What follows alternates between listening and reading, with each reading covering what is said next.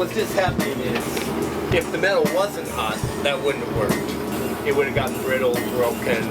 But because of the heat element, because this metal is basically ready to change, it's in a place where it's ready to become something new, which is sort of where falling in love is at. So now, it's also about communication.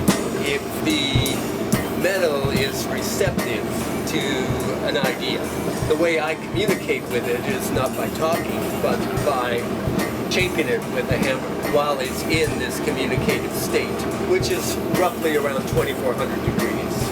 I'm going to put it back in the fire from time to time. But right now, I'm just giving it some love taps, if you want to call it that. I'm not trying to do anything too drastic. I'm thinking about what it is I want to have happen here, where I want this romance to go. So I've thinned it down. It's a long taper. Now I'll take another heat, and that's where we're going to get a little more lyrical. You can't just pick this up and bend it. You got to interact with it on the anvil. I'm going to start rolling this up into a classic scroll shape.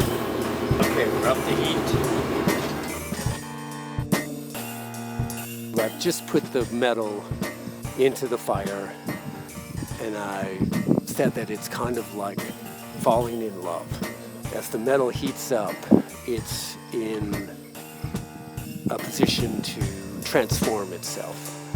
And on the molecular level, the same thing happens. It's a good metaphor there, that the atoms, as it heats up, are moving around, which they're normally not. That's why you can't shape metal when it's cold.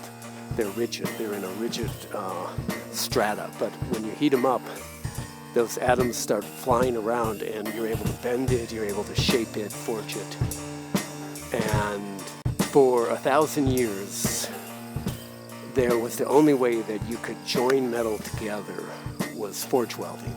There was no gas welding, no electric welding, no stick welding, none of that. And you did that by heating the metal up right to the very hottest point, to the melting point, bringing it together, pounding it, and those atoms became one. They interchanged with the other atoms and formed a matrix, and they were indistinguishable from the other iron at that point. And it's also what happens when you really fall in love with someone.